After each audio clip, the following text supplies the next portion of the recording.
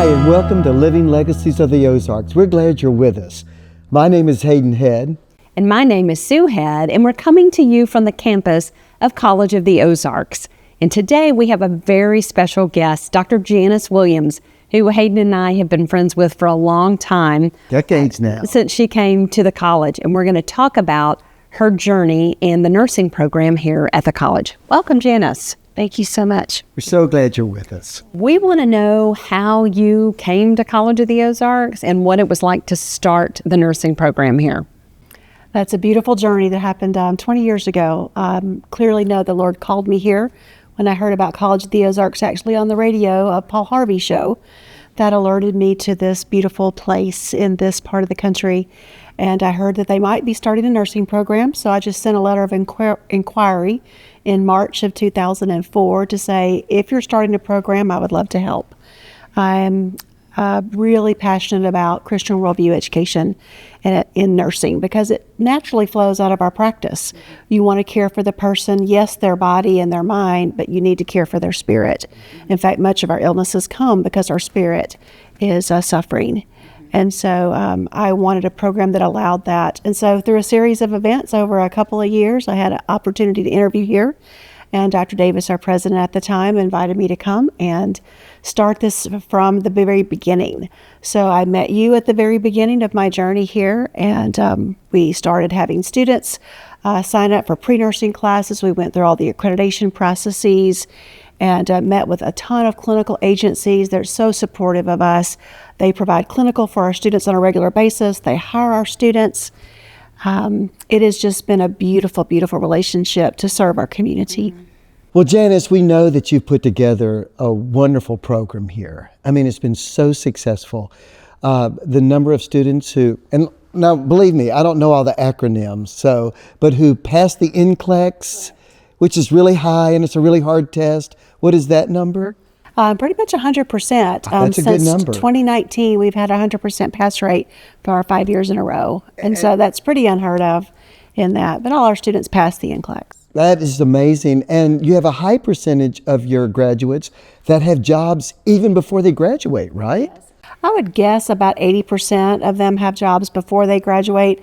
They all have a ton of offers. So very, very highly sought out graduates.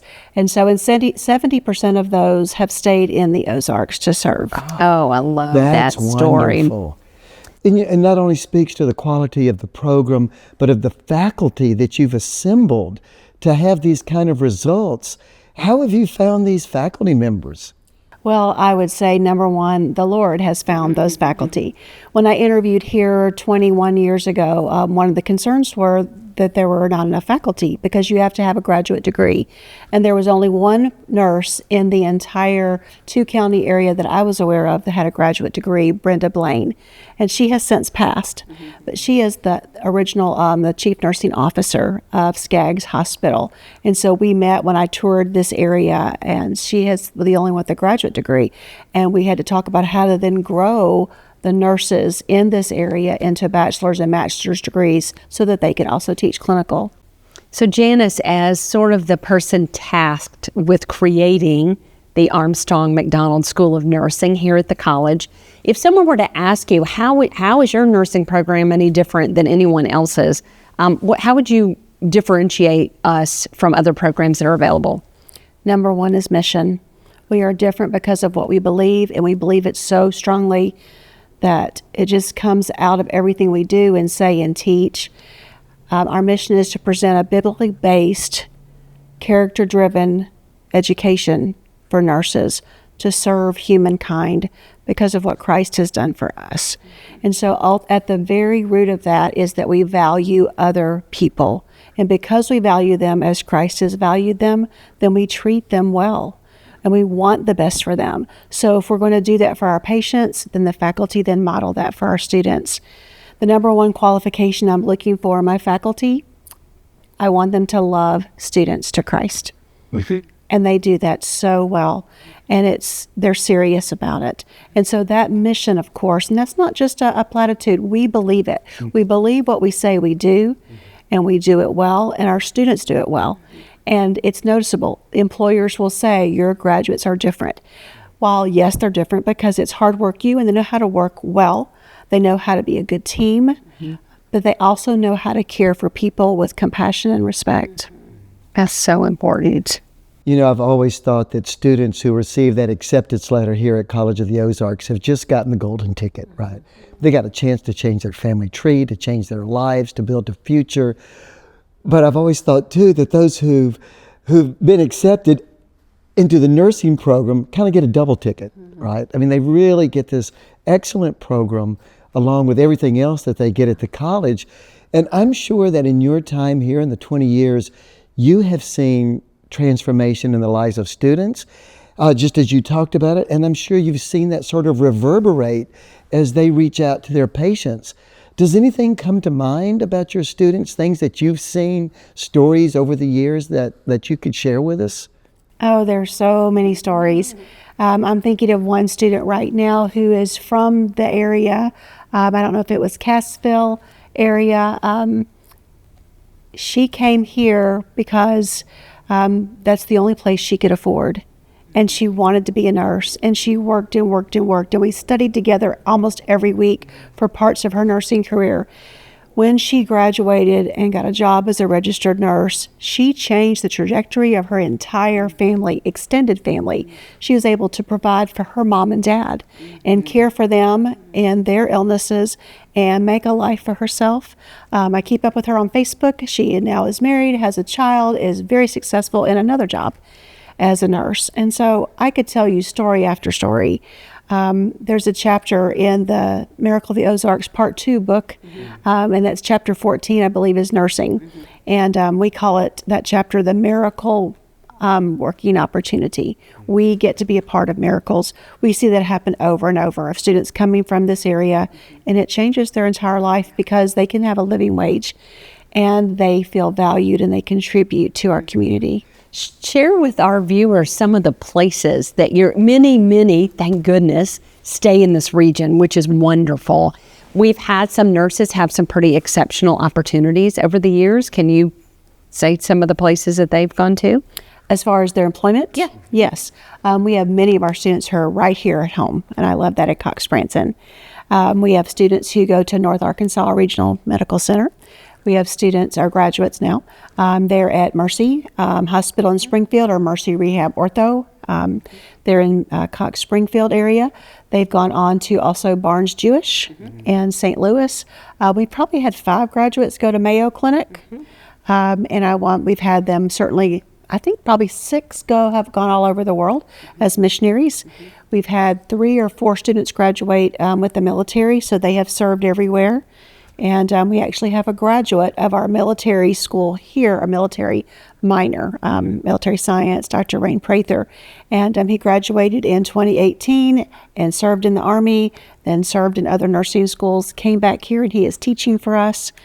And so his story would be a beautiful story to hear of how the Lord saved him while he was a student in this program, changed his life completely, and now he met the love of his life here, and now he serves, has served all over the world. He serves in the Army, and he serves us now. And his passion, as he did his interview with us last year, was whatever I can do to show Jesus to these students, I will do. Let me teach whatever you need me to teach, because I want them to know Christ, and I want them to know that they're cared for like I was cared for. Wow. Can you talk a little bit about the Nightingale, the infusion of the nurturing environment in the training of your students? Yes. I chose Nightingale back 20 years ago. Every nursing program had to have a theory about how you organize, your nursing program. That is not true today. You don't have to have a theory, if you will. But I chose Nightingale because she was the most biblical. Her definition of nursing was to put the patient in the best condition for nature to act. Nature being God. So when you allow the body to heal as it was created to heal, it will heal, but you've got to put them in that environment. Now, in fairness, as I tell the students, Adam and Eve had a perfect environment, and that did not make things. They still chose how they wanted to live, so to speak. So environment is not everything, but it's a lot of that. So from that, all the things that she started and believed, we developed this new word at the time called creating a nourishing environment, or CNE. So we want to create a nourishing environment so our patients can heal spiritually, physically, emotionally, etc. And so we do that, we model that for our students. And we've also picked up that model from the Church Health Center in Memphis, where we've taken students. They have a very holistic model for how to care for yourself. And so we did that early on in those years when you took me to Memphis for that Church Health Center. And so our students read that model in their first nursing course, and they try to then live that out themselves, because we don't want them to do something for the patient that they haven't tried themselves, that they haven't practiced on themselves, if you will. So if they know how to nurture themselves, they can nurture a patient, and then that multiplies. Yeah. You know, one thing I think it's worth remembering as we talk about your students and talk about the program is that, and Sue, you'll have to correct me if I'm wrong on this, but I think 90% of our students demonstrate financial need. And so when you talk about changing your family tree, when you're talking about a living wage, when you're talking about this kind of economic aspect of it, which is so important to human flourishing too, the college is very concerned with that because of our students. And so Jan has given our student body and the mission of this college, right, which is to reach out to students of both sexes who are found worthy of this education but don't have the financial means to acquire such an education, but they can here. How does your program, how does the college program, say differ financially from other colleges, from other nursing programs? It's huge. As a work college where our students don't pay tuition, we are the second and actually only one of two nursing programs in the country to be at a work college that has no tuition. So it has remained unique. When I came here, there was only one other college, and so there's been no one after us to do that. But it's a big deal because medical education, nursing specifically, is very expensive. Any nursing program that you go to is obviously going to be expensive. The equipment, the supplies, the uniforms, all of those things. It costs about $12,000 to $13,000 additional to educate a nursing student here at College of the Ozarks, on top of the tuition that, again, is taken care of by the work education program and so many donors. We are so grateful for our donors. We actually have several nurses who are retired who give to this program, and they send us letters about every quarter, and we post those notes. They actually write thank you notes and encouragement to the students, because they said, as I'm a nurse, I know what you're walking into, and I want you to know I'm praying for you, and here is my donation, my next donation for you to continue. And their prayer support is amazing. So it's very expensive. And having looked at private education, I mean, nursing school is expensive. Well, you know, you've talked about the spiritual component, you've talked about the emotional, but you introduced something there that I think is really important, which is the technology that goes with a program like yours. How have you seen that change? And I guess, how would you describe the technology of your program? When we started the program, our goal was to be cutting edge technology, because that was just starting to come. 20 years ago, having electronic health records, it wasn't new, but it was newer, and trying to get all that patient information there. So we actually purchased a platform to teach our students how to chart an electronic medical record years ago. Now they do that certainly every day at clinical, but we wanted them to document well, because that's certainly liability for them to do that well. We wanted to be high-tech that met the qualifications of the clinical, IV pumps, those kinds of things. We wanted to keep it high-touch. No matter the technology, you've got to learn to connect with other people if you want to thrive in your profession, honestly, in any profession. But we want them to get to know the person beyond the technology. So as we designed the Simulation Learning Center, and I got to have a hand in that design, we designed it so it looks literally like the hospital room. I went over to Skaggs Hospital at the time, took pictures of all of the rooms, and I'm placed everything there, the gloves here, the sink here, those kinds of things. So they get so used to doing that in practice that the technology then becomes background and comfortable, and therefore they can focus on the patient. That was our goal in keeping it high tech to help prepare them, but high touch because they're comfortable with it. I love how the creating the nourishing environment for the nursing program is sort of framework so matches our look. I mean, let's face it, there's a lot of visitors who end up in our hospitals, in our doctor's offices. And I think providing exceptional care in that caring and loving way. I'll just give you a little example. We had to go to the emergency room several years ago here, and it was a C of O nursing student who came to make sure and was asking us, can I get you some snacks? Can I get you this or that? I mean, it was so comforting that I thought, wow, that is a whole nother level. And that was our personal experience. In the hope that students, because of the posture they approach their patients with, does give hope to them. Because I'm sure, imagine being out of town and having some, emergency occur, must be comforting to them to have excellent care when they encounter a College of the Ozarks student. Some people we know ask for a College of the Ozarks graduate when they are admitted to the hospital or in the emergency room. Absolutely. I believe they're the best. We teach through a biblical worldview about valuing people. And one of the ways that we value people is by noticing them. And Jesus modeled that when he noticed the woman who touched the hem of his garment, when he noticed the little children and the vulnerable populations that we have and who we care for. So we have so many courses that talk about how do we care for the vulnerable population. But it starts with noticing.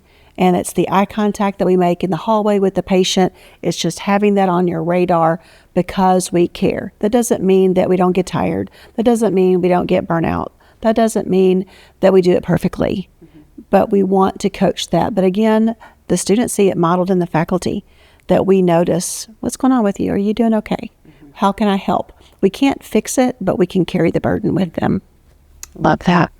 I do too. Such a blessing. I like the high touch with the high tech. That's nice. That's really good. Really good. Well, thank you so much for being with us and sharing your experience here at the college and establishing this remarkable program that's changed so many lives. And thank you for joining us here at Living Legacies of the Ozarks, and we'll see you next time.